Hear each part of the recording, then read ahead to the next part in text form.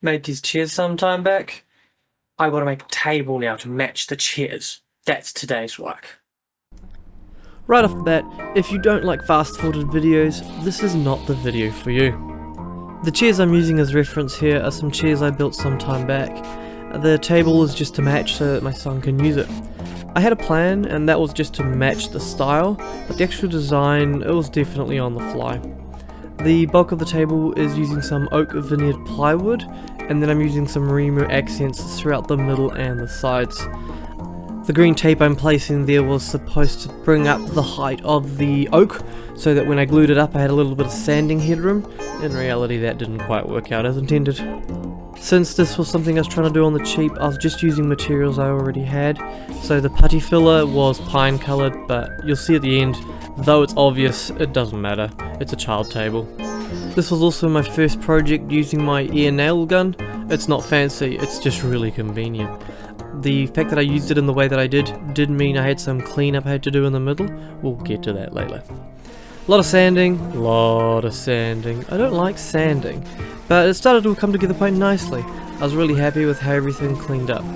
For those keen-eyed among you, you'll see that I definitely blew through the veneer a few times. Again, it doesn't really matter. I routed over all the edges, gave it a little bit of a sand, gave it a dust, and then I put the first coat of finish on it since the top was done.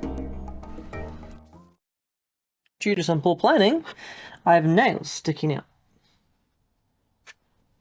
The nails I had to deal with were due to me pin nailing from the inside to join the individual sections.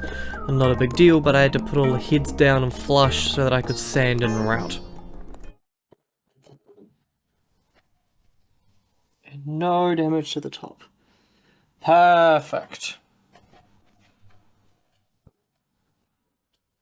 Now I need to come up with a mechanism to fix this.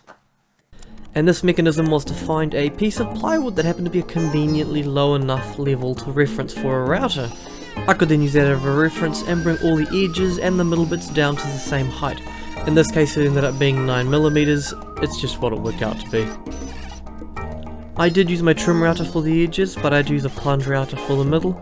Again, I just created some jigs to reference those same 9mm and bring everything down flush.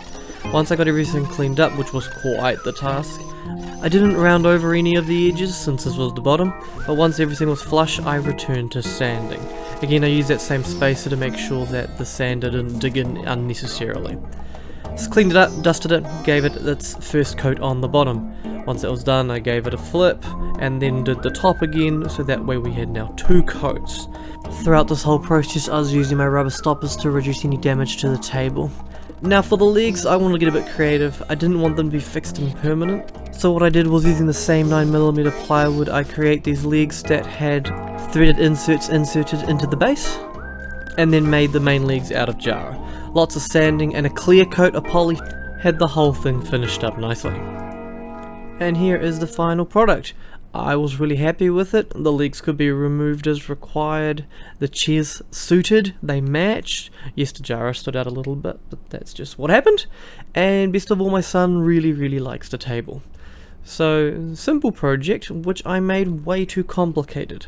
Future notes for myself is I will bring everything down flush to the same thickness first, not make that a cleanup job for later. Thank you very much for watching. Hope you like this. Maybe it gives you some ideas. Definitely easier ways to do it. But have a good night, and I will see you all on my next video.